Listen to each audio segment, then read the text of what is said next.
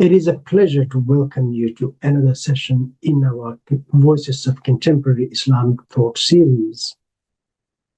I am Abdullah Saeed, speaking to you from the University of Melbourne, Australia, where I serve as the Sultan of Oman Professor of Arab and Islamic Studies.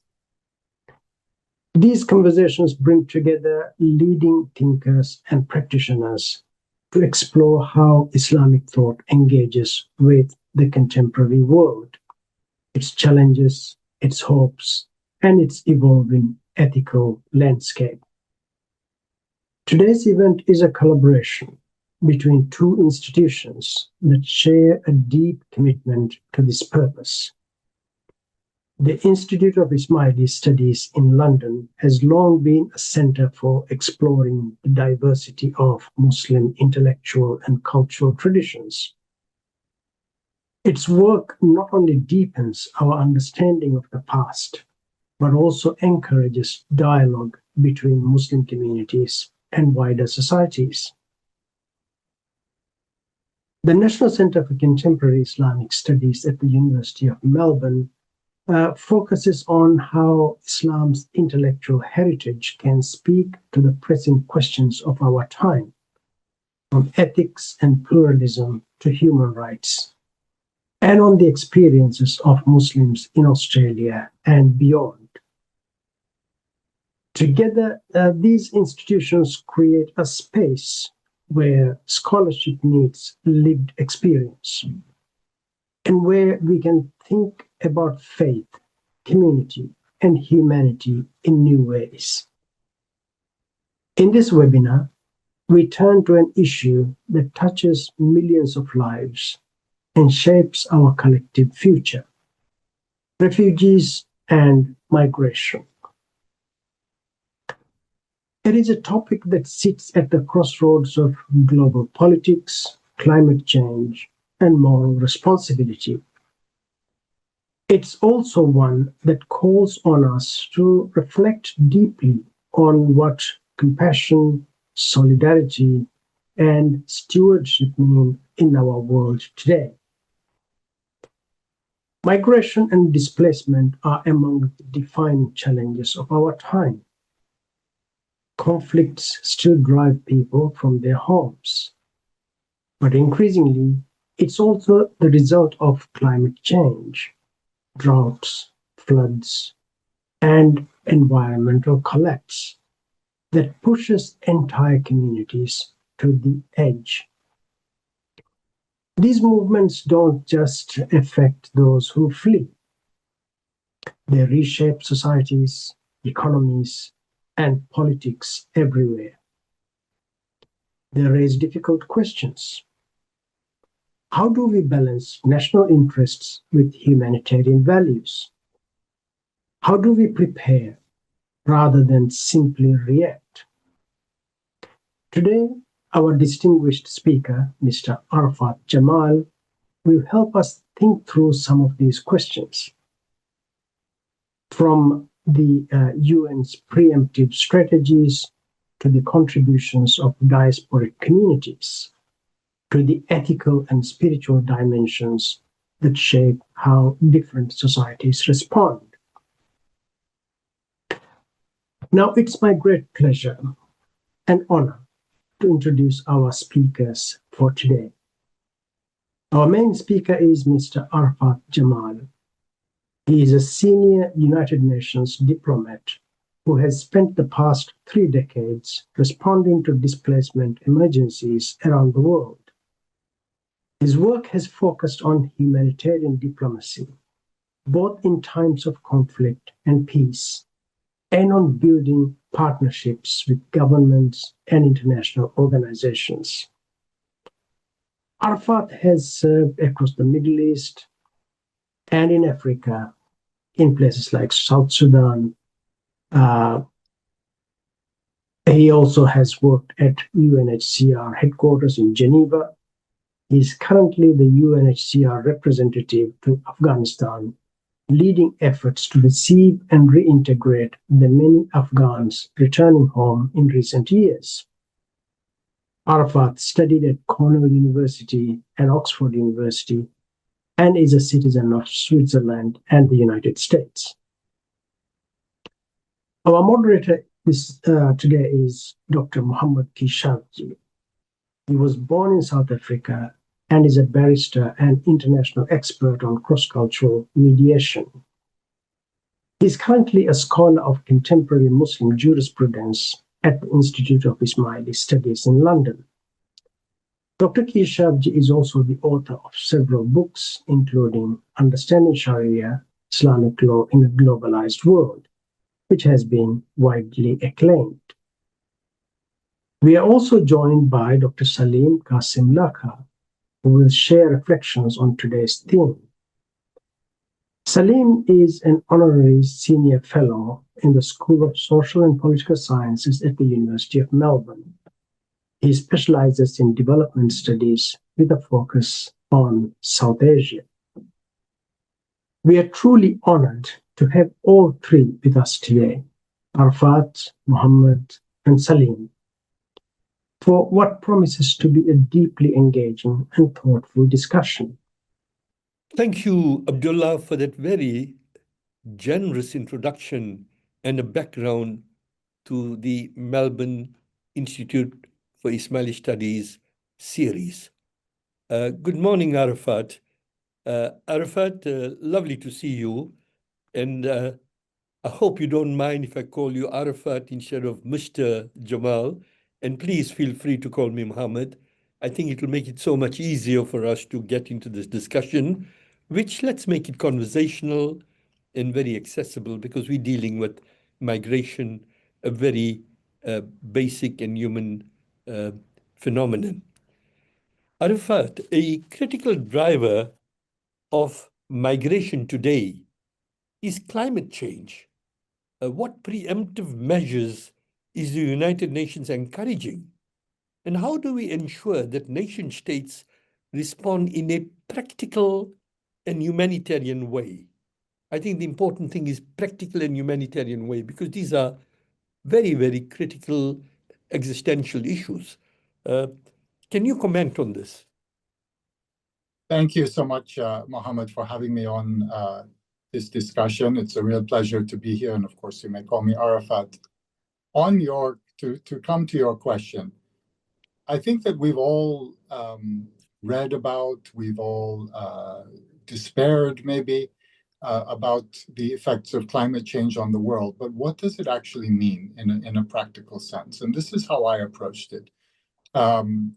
When I was in South Sudan as the UNHCR representative a few years ago, we were confronted very directly with the effects of climate change and its impacts upon people. What I mean by this is that South Sudan is in many ways a blessed, fertile, beautiful country, but it is also a country that is cursed with periodic flooding, droughts, and other climate-related effects.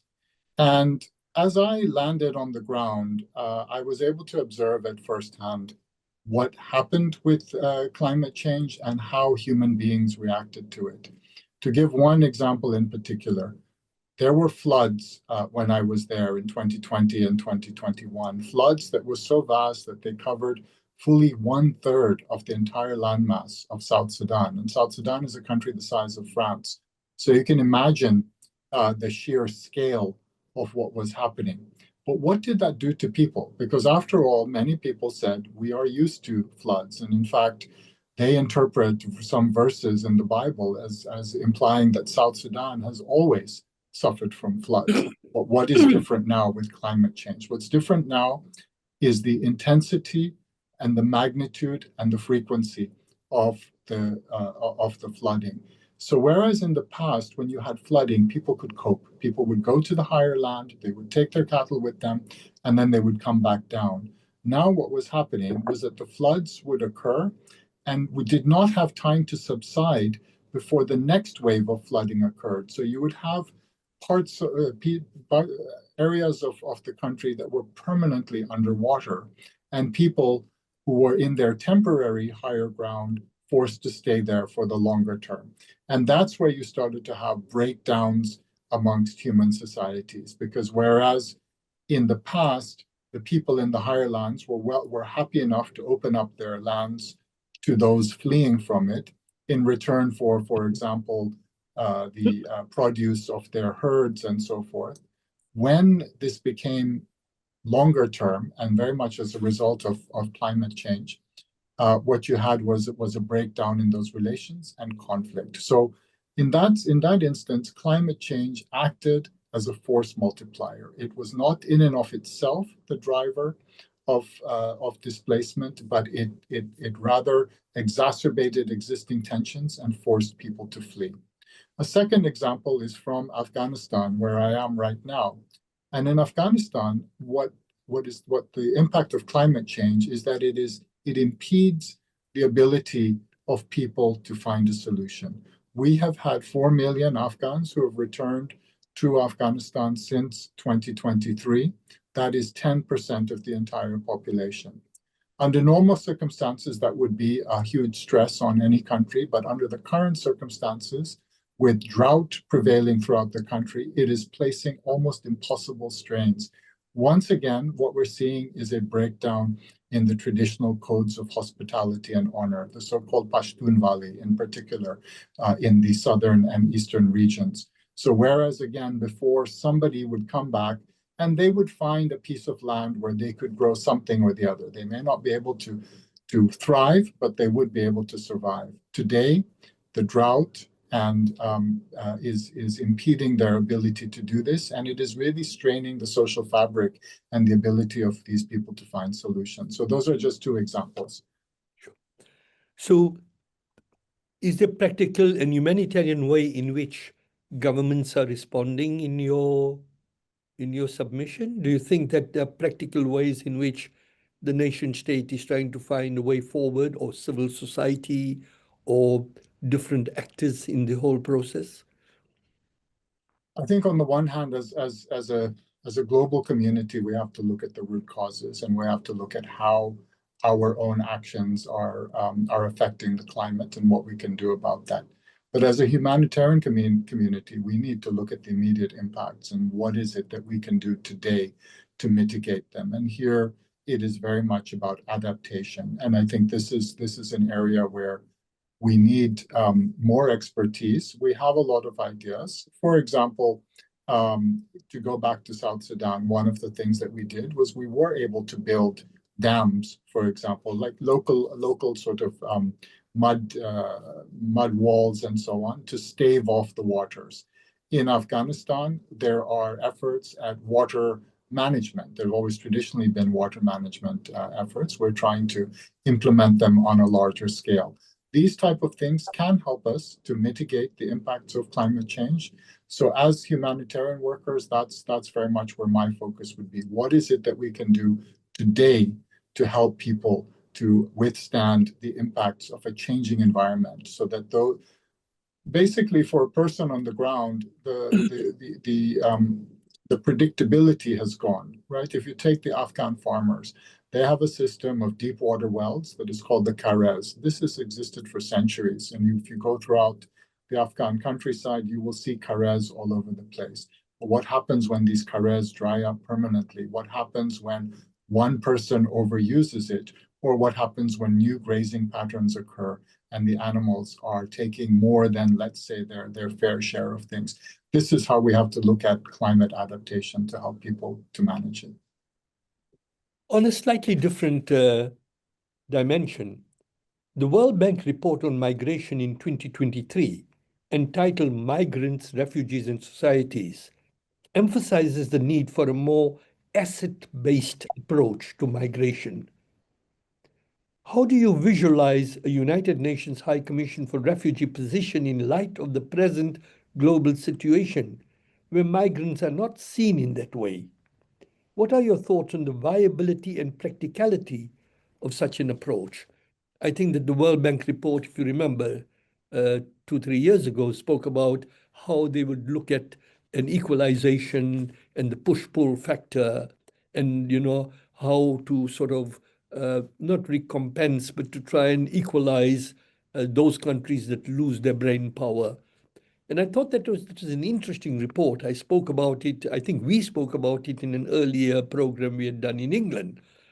But do you think that this is a viable approach? Are we moving in that direction?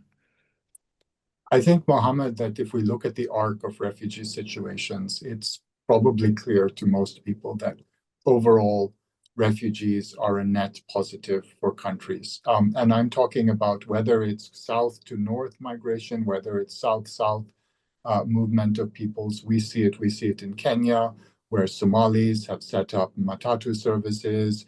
We see it, of course, in North America, where previous waves of refugees, whether it be from East Africa or from Indochina and other places, have by now established themselves and are fully contributing to their communities. And the World Bank report is just one other piece of evidence demonstrating that this is a fact. Unfortunately, I think that in the world that we're living in today, which is being so dominated by emotions and almost attempts by some to ignite certain emotions, particularly negative ones, these arguments are more and more difficult to make. So I continue to make those arguments. And I think, again, to go back to the practical, what we need to be able to show countries, we have to. Prince Hassan of Jordan has used the term carrying capacity, absorption capacity of a country. And back in the 80s, he co-authored a book with Prince Sadruddin Aga Khan called Winning the Human Race. And in this, I think it's still all these decades later, it's still a very compelling read, because what the two of them talk about is the natural ability of countries to absorb people. And perhaps also for us who are fierce advocates for refugee protection, we also have to acknowledge that there is a certain carrying capacity in each country. Yes, there are net benefits for refugee flows, but we have to be careful to balance that out with populations, perhaps legitimate, perhaps irrational fears of the stranger, and to be able to make it a success. So I do think that maybe it's time for a rethink. UNHCR has never been in favor of unconditional movement of people. They have to have a specific reason to move. But at times, the perception is that there are waves of people coming. And whereas maybe 2 decades from now, those people will have been seen to be a net contributor to the society, today people are afraid. So I think that the World Bank report is absolutely correct in its analysis, but we perhaps have to look at the bigger picture. Arif, diasporic communities have and do play an important role in helping people of their own background resettle in new areas of the world. We've seen this with Ukrainians in the European Union. We've seen the Afghans in Australia, Canada, and the UK, etc. We see this among many, many communities. We've seen it among the Ismailis in Canada, for example. What are your thoughts about an expanded role for diasporic communities? And what have been your personal experiences? We both are from an East African background, and we recall the Ugandan expulsions and how people all, fell in with friends and found themselves 20 to a house or room. But soon they were able to come out of that and start making their way forward. Do you see an expanded role for diasporic communities, particularly with looking after people of their background or their kinship or so? I think this is the only viable direction that we can take. And what we've seen time and again is that it is the success of a person who moves depends upon the safety net that they have in that country. And there are some countries that are doing an incredible job of providing welfare and other types of safety nets. And I think particularly of the Nordic countries, but you mentioned Canada as well. And yet, what I've seen in my own experience is that often a refugee who's in a resettlement pipeline will will spurn an offer to what seems to be a very attractive place, let's say again a Nordic country or so on, in favor of maybe what seems to be a more difficult environment, say the United States, where social benefits are much more limited, but simply because of the existence of members of their community over there. And I think that we've seen in particular the success of harnessing the power of these diaspora communities in places like Canada. Canada, back in the 70s, in response to the expulsion of East Africans, did set up a system of private sponsorship. This system is now seen as the gold standard globally for the resettlement of populations. In other words, it is the community itself that puts up guarantees to take in new refugees. And this model has proved so successful that Canada has exported it around the world. And I do think that this is really a demonstration of how we can make these type of movements work. Refugees are people who need to move. They're not people who choose to move, but having moved, the success of their movement and their ability to cement a solution depends to a large extent on the hosting communities, and no better advocates in the hosting communities than members of their own diaspora who will have been through this before, who will themselves be, let's say, assimilated into those countries and who have the wherewithal to make it work. That's a very interesting segue to something you and I have been discussing now for the last 2 to 3 years, if you remember. You know, one area you and I have been toying with is the training of people in basic skills of mediation, trauma mitigation, and dispute resolution in displaced areas, in displaced camps. Trauma, for example, is a great factor children face during migration and for years to come. You face issues connected with trauma and dispute resolution each day as you see millions being displaced.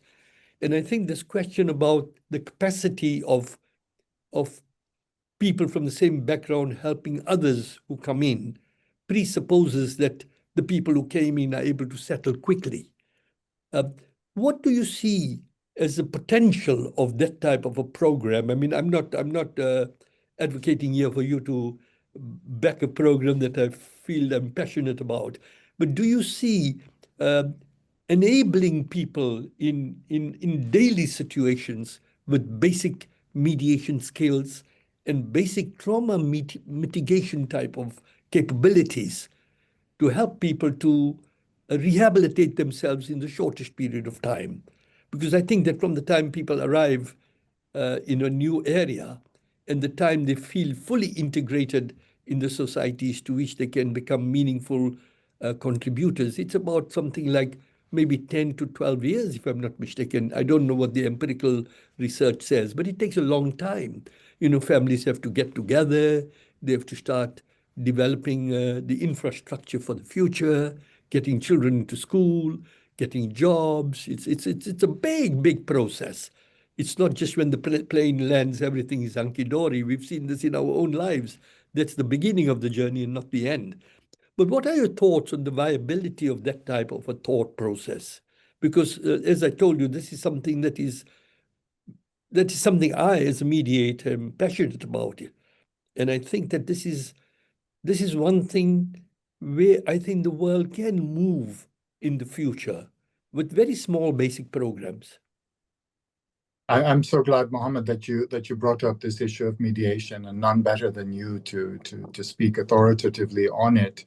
Coming at it from my own perspective, mediation is a thread that runs throughout all our operations. It's and in a way, it is what the UN was set out to do. Now, of course, when mediation has many different angles and aspects, and the one that I'm more used to is the mediation amongst different countries or different groups, particularly whenever you have a refugee flow, you have generally 2 or more countries involved, and often the need for mediation amongst them. And we have very formal mechanisms for that type of mediation. Just for example, at the moment, I am in the process of mediation amongst Afghanistan, Pakistan, and Iran around the return of refugees. However, I think that what you have really opened my eyes to is the very grassroots and ground level mediation that is so essential for both for uprooted populations, but also the populations that may be hosting them. And I think some of us sometimes feel that maybe this is a luxury when we're fighting to simply give people food and tents and basic necessities. Surely mediation must be something superfluous, but in my experience, that's not the case. And I've seen examples of this where you often to take an example of some years back in the early 2000s when I was working in the Middle East, and we had a lot of Iraqi refugees who had come to Jordan. And compared to other refugee populations, they were somewhat better off. They were middle class people from Baghdad and elsewhere. Their needs were taken care of, but the trauma that they had suffered back home in Iraq was enormous. And we saw that coming out in different ways in the way that they integrated or did not integrate into Jordanian society. Likewise, to come to Afghanistan again, right now where I'm working, we see, I think I see a very interesting phenomenon where there's a lot of social pressure to accept burdens, to accept people who are coming back in the name of honor, in the name of brotherhood and religious solidarity. And people are generally honorable in that sense. And no matter how poor they are, they will accept long lost relatives, relatives who they will have never met. They feel honor bound to accept them. But I've sometimes spoken to these people alone. They will never complain. But when you speak to them alone, you realize just how much tension there is under the surface, how difficult it must be to give up one room in your mud house to accommodate a family of 7, and how much pressure there must be not to complain and to do it. And what we've seen in terms of mediation, and I have a very interesting colleague who's working on these things, is that actually as far back as the 11th century, we've had people working on these issues in that region, in Afghanistan and Central Asia, and who have looked at the relationships amongst people, who have looked at concepts also of mental health, and who've come up with the tools to help mediate it. So I think, Mohammed, this is an area that you're much more experienced and involved in, but you have opened my eyes to a lot of really both the problems, but also the potential of doing this at ground level. And another thing that I've seen is that it doesn't take that much investment. It's something people are very receptive to. They're willing to, just sit in a very simple structure in order to undergo this. And I've been surprised. I've spoken to a lot of women, for example, who've been through some of our sessions. And I would have thought that they may have appreciated some programs more than others, but more often than not, they appreciate the programs that focus on mediation, on also things like relationships amongst people, however you would define that. So excellent question. Thank you. That's very, very heartwarming, Arafat. I mean, with your background in development, your own experiences in East Africa, and your late father had written tons about this whole dimension. This is an encouraging prospect. That helps us to segue into the next question, that you have lived in countries which are primarily Muslim, and your communities view the phenomena of migration in a particular way, with a reference to ayats of the Quran, which speak of migrants, or hadiths of the Prophet Muhammad that speak of the notion of stewardship of the earth. So there's whole series of stories, of folklore, of proverbs and all that. In your work, how have you seen all this playing out? Can you share some of your experiences? I mean, once earlier when I spoke to you, you spoke about those people coming from Iran back to Afghanistan, and there was an old man there who was able to to mediate in a small problem, and he was able to draw from a traditional source. So I think also not many people realize that Islam found its revelation in the context of the first migrants having to go to Abyssinia. Abyssinia was a Christian country, and the Negus was very, very accommodative, where I believe he drew a line and he says, what divides us is this line, it's very thin. So it's very interesting that how have you seen that playing itself out in daily issues, and you probably have seen it quite at very close quarters in Eastern Africa, in Central Asia now, parts of the Middle East, and then you've also sort of probably seen it in the Western world where you've dealt with refugee issues. So it's so important, I think, the notion of a person who flees in search of safety and security in Islam. And as we know, the Islamic calendar, the Hijrah, dates from a movement of people. And the word for refugee in many Muslim countries is muhajir, the person who migrates, and with an obvious resonance with the Hijrah. So it takes on an almost holy sense of people who've moved. And I've seen that throughout the Muslim world. I've worked in Jordan, in Lebanon, Libya, Afghanistan, South Sudan, and in all of these countries, unlike, I would say, and unfortunately, what's increasingly the case in many Western countries, there remains a sense that there should be solidarity with these people. The solidarity may not always exist, and sometimes people are only human and they do get stressed by the burdens they bear, or sometimes they don't have enough to share with people. But I haven't found a questioning of the legitimacy of the notion of a refugee in most of these countries that I work with. It's rather resources or circumstances that may go against it. And I can't stress how important this is when you talk to people, when you talk to states who have a basic notion that this is right, that for example, when you talk to a country like Iran or Pakistan, they are very proud that for 4 decades they have hosted Afghans, and they do feel that in their time of need, their borders were open, they provided what they could. Yes, they accept help from the international community, but they're quite clear in saying we also did it on our own and we would have done it no matter what. So there is a very, very almost sacrosanct image put on refugees. And I say this as somebody working for a normative organization, UNHCR. We are bound by something called the 1951 Convention on Refugees and its associated instruments. And what is always remarkable is that some of the countries who host the largest number of refugees are actually not even a signatory to this convention. So there are other reasons why people host refugees and host them proudly, not simply because they're bound by it. And this includes a large number of Muslim countries as well.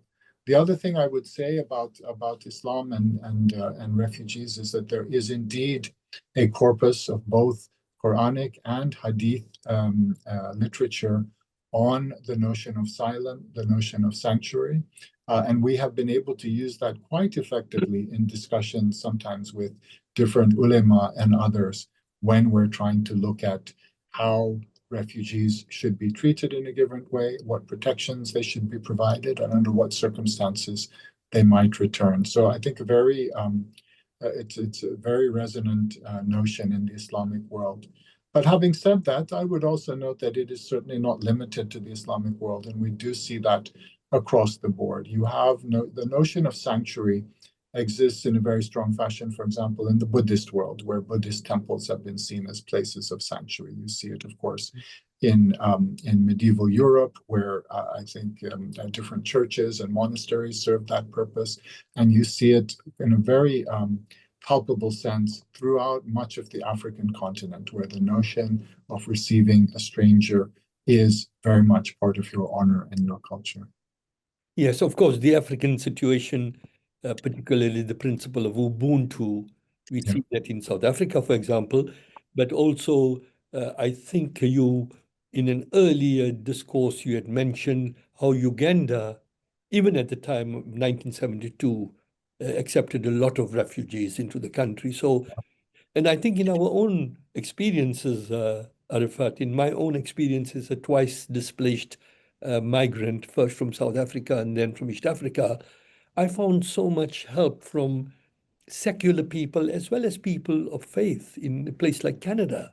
At my own university, a professor of mine, ran more than the extra mile to make sure that I was reunited with my family. And he did this purely because he believed that it was something that he, as a citizen, was obliged to do. So it's fascinating how the human instinct to do good is always there, and we can build on it. And I think we're doing quite well for time. Arafat, I must thank you for opening my eyes to the contribution that was made in enlarging the ambit of the UNHCR by United Nations High Commissioners for Refugees, many of whom in the past played an important role in developing new alternative ways of resettlement. But particularly, I think both you and I have been very much impressed and sort of inspired by the work of Prince Sadruddin Aga Khan, because at the time of the Ugandan expulsion and the Bangladesh war, and that Prince Sadruddin played a singularly significant role in expanding the remit and not being hidebound by the strictures of legalism, but looking at the greater vision of finding new ways of settlement, which Prince Sadruddin did extremely well, and so did the late Aga Khan, Prince Karim Aga Khan IV, in his own way. But could you throw some light on in the context of meaningful rehabilitation, that what was it so unusual of what Prince Sadruddin did in his time that gave a new vision to how one can deal with refugees, which in the time of 1951 was a very small catchment area. Today, we're thinking of 84 million people who are displaced. The scale is so vast. So how do you see Prince Sadruddin's contribution? Because I think this is an area that requires much greater research, but your thoughts would be very valuable on that. There are those who say that history is a story of great men, and there are others who say that there are forces that are governing the way things happen. I don't know what the truth is between one or the other, but what I can say is that every now and then there are forces that are moving, and then there are people who are able to harness them and put them in a positive way. And I can say that Prince Sadruddin was one of those people. The 51 convention was drafted at a time of, I would say, a certain realism in the world. We had come to the end of the Second World War. There was a small burst of hope when human rights, the Universal Declaration of Human Rights was drafted, when the United Nations was filled with soaring speeches of freedom and liberty. But by the time the Refugee Convention was drafted, the mood had darkened, the world had divided into communist and non-communist countries, and there was a recognition that people would always be persecuted and would be in need of protection. And that's why the Refugee Convention was drafted. It was almost an acceptance that this will happen, and here is the safety net for people.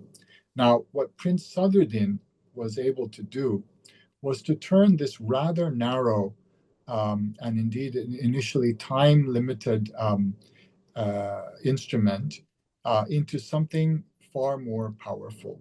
What he started to do was to take his focus away from that maybe narrow definition that perhaps the drafters of the convention had wanted to see as really about people fleeing tyranny, and he expanded that to what was then called the Third World. And he did this by seizing on opportunities. He took it when he saw the wars of decolonization in North Africa. He jumped right in there. He met with the presidents of the region, and he ensured that those people were considered refugees. He also was the High Commissioner who expanded our work greatly inside Africa. And then he worked on the, as you mentioned, on the expulsion of Uganda Asians. And in 1972, even going beyond his role as the High Commissioner, but actually under the auspices of the Secretary General, he helped with the Bangladesh War and the subsequent movement of populations between Bangladesh, what then became Bangladesh, India, and Pakistan.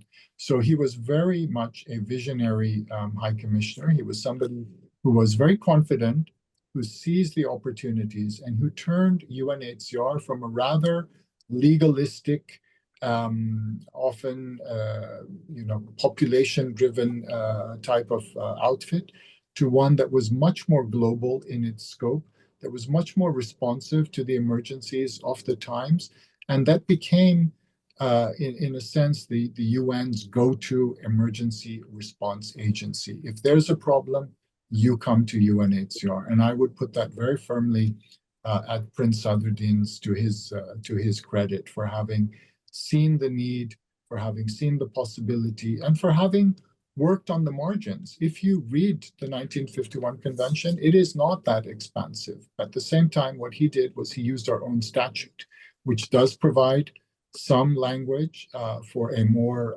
global approach, and he used that to turn UNHCR into what it has become today.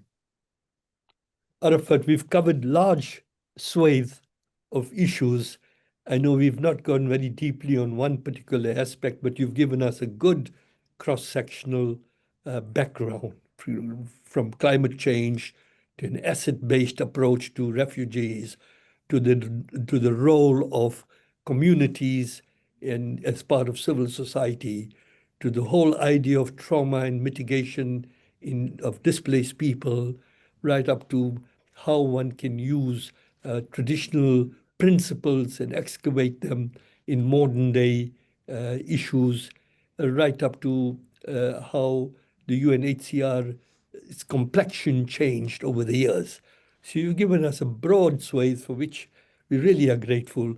I think it's now we are doing very well for time, and I would like to call upon my colleague and friend Salim Lakha, who also hails from East Africa. And Salim has a background in development studies, in anthropology, and also has lived through this East African wind of change era, of which all of us were sort of products in one way or another. So I would call upon Salim now to give us his takeaway of this particular discourse today from his vantage point of view. So Salim, could we call upon you to tell us what were the 3 or so 4 points that you have extracted from this discourse? Yes, Mohammed, thank you very much for your very well thought out questions. And I would like to thank Arafat for his most illuminating, insightful responses, which I found inspiring as well. And they really resonated with me because Arafat approached this topic not only from a kind of material perspective, looking at what assets we need, but he also addressed some of the social, psychological assets, if we can call it that, that are required to deal with migration, with refugees, and what lies ahead. So to begin with, let me say that my first takeaway is that where climate change is concerned, I think people often look at it as threatening their livelihoods, and which is true. It is displacing people. As Arafat pointed out, floods, drought are destroying people's livelihoods.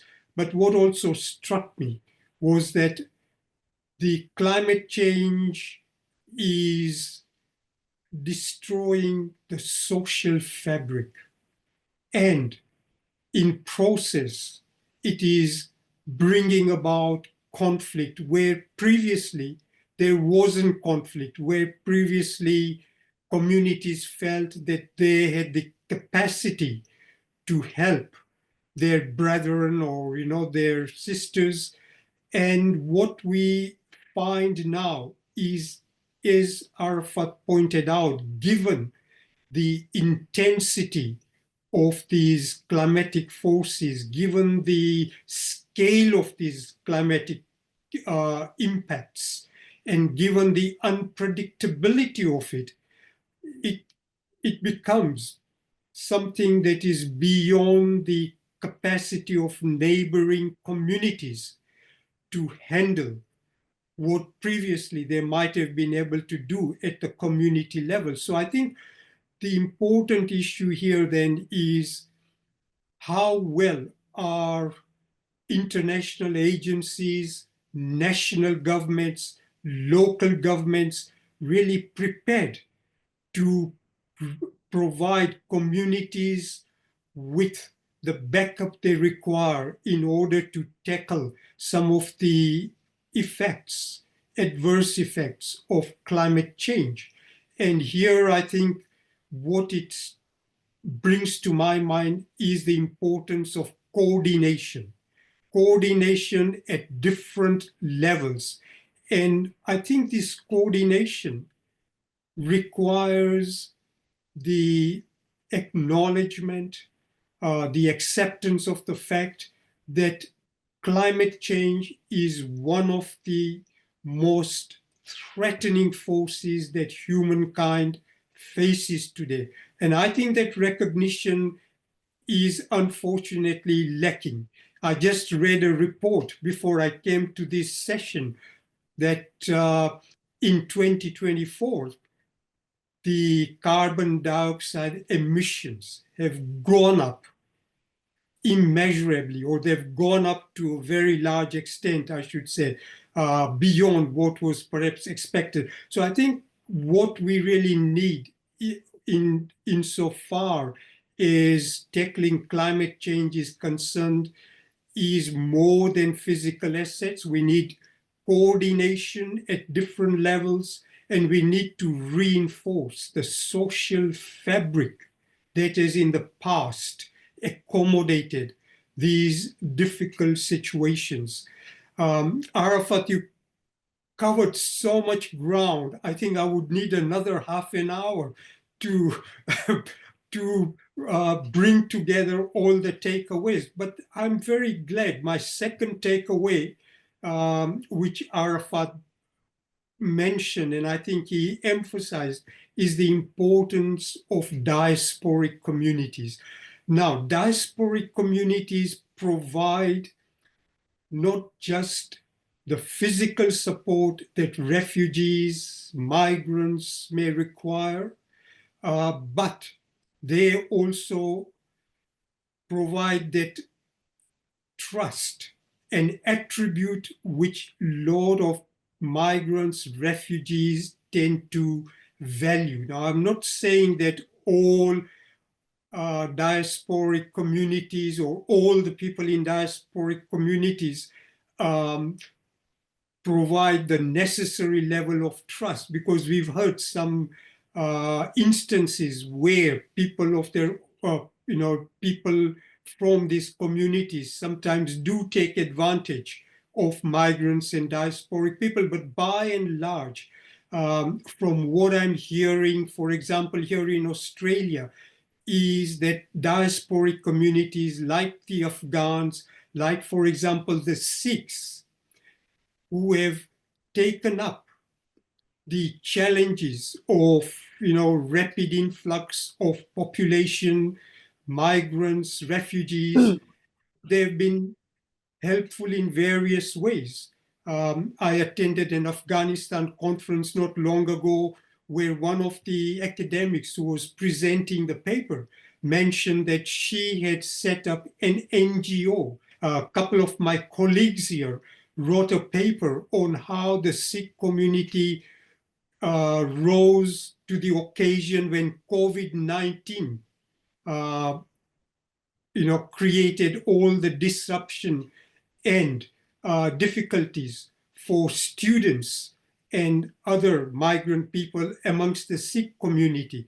So the role of diasporic communities, I think, is something we need to keep in mind, and how can we more effectively organize them? How can we more effectively get them to help people of their own ethnicity or religious background? Mohammed mentioned about Ismailis in Canada. Ismailis over here are also doing a lot to help people who come in and settle here.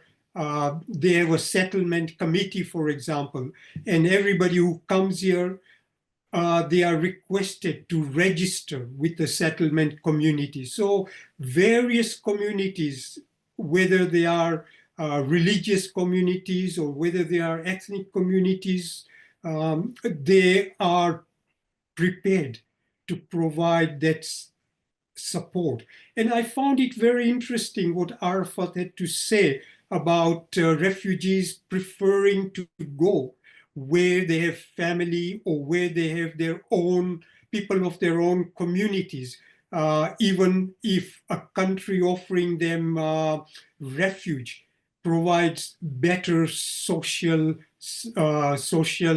benefits. So I think this is something which is very important, that one doesn't take sufficient consideration of how social networks come into play where migration is concerned. And I think we need to be very mindful of these social networks. The third point which I would like to take up refers to your interests, Muhammad and Arafat, which is about trauma. Now, I think once again, when people look at refugees, they don't take sufficient consideration of the psychological disruption that they've gone through. And I think it's extremely important to recognize the psychological disruption, because even if there is social support from the diasporic communities or communities that are helping them, they still need that psychological support, which may require more professional help. So that I found very interesting, and I think it's very significant. And what kind of institutions can we provide, or can we set up, I should say, that would help in overcoming such psychological trauma? And the third point that I would like to also mention, the third takeaway, was something which came out of the question on how do beliefs influence people's responses to migrants, to refugees. And I think both Muhammad and Arafat, you emphasized how within Islam, for example, strangers are looked upon as people who need assistance, who should be supported, and there is compassion for strangers. Similarly, within Islam, there is also an emphasis upon people who arrive to do their bit to help communities that are hosting them. So the relationship is mutual, and the relationship is interactive, and the relationship requires that kind of responsibility on the part of refugees and people who are, of migrant background, to contribute to the societies in which they settle. And I think we should take that into account. I've already run out of my 10 minutes, but let me finish off by saying that as a sociologist, as an anthropologist, as a development person, what this discussion brings to the foreground is that whilst assets are important, we need material resources to help refugees, to help migrants, but we also require social networks, social support institutions. We need the right attitudes towards migrants. Look upon them with compassion rather than as a threat. Because I've observed, whether in Canada, whether in Australia, or whether in the UK, refugees, migrants have eventually settled down to provide very important contribution to social economic life of the countries in which they settle. So thank you very much, Arafat. That was a wonderful discussion, that you gave us the benefit of. And thank you, Mohammed, as well, for those very well thought out questions. So I will now pass the baton on to Professor Abdullah Saeed, or Abdullah, I should say, following Mohammed's instructions. Thank you. Thank you, Arafat, for a thoughtful and wide-ranging discussion. There is so much to take away from what you have shared with us. One of the strongest themes was climate change. It may not always cause migration directly, but it makes everything worse. Poverty, conflict, and fragility. In South Sudan, floods now return before people can recover from the last, as you mentioned. In Afghanistan, drought and poor harvests make it almost impossible to reintegrate returning refugees. Climate stress doesn't just move people. It weakens societies from within. That's why acting early, not waiting for crisis, is so important. Arafat also reminded us that migrants are contributors, not burdens. History shows this clearly, from Somali traders in Kenya to Indo-Chinese communities in the United States. People on the move bring creativity, energy, and resilience. Yet, fear and politics often hide that truth. The Canadian private sponsorship model Arafat mentioned shows what's possible. Ordinary citizens help refugees settle, and in the process, they build empathy and shared responsibility. Arafat also spoke about diasporic communities, Ukrainians in Europe, Afghans in Australia and Canada, and many others. They play a quiet but vital role. They give new arrivals a sense of belonging and a bridge into society. It's a good reminder that successful resettlement depends as much on people as on policy.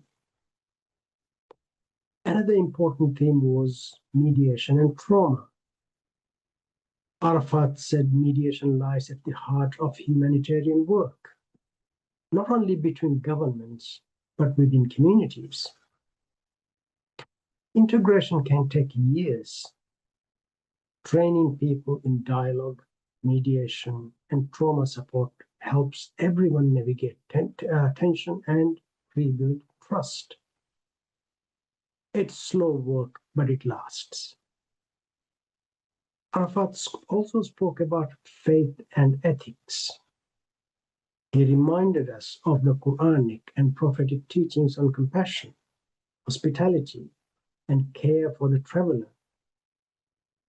From the Prophet's migration to Medina to the call to help the oppressed, these traditions continue to inspire generosity across the Muslim world. They show that humanitarian values are deeply rooted in faith. And finally, Arafat evoked the memory of Prince Sadruddin Aga Khan. As UNHCR High Commissioner in the 1960s and 70s, Prince Sadruddin championed many new ways of approaching the refugees question and helped large numbers of migrants. His innovative ideas were ahead of their time and remain deeply relevant today. So, what do we take from this? Migration isn't only about people crossing borders. It's about how we see one another and how we respond. If we see refugees as problems, we act out of fear. If we see them as people with dignity and potential, we act out of hope. Arafat's reflections remind us that even in difficult times, compassion and imagination still matter.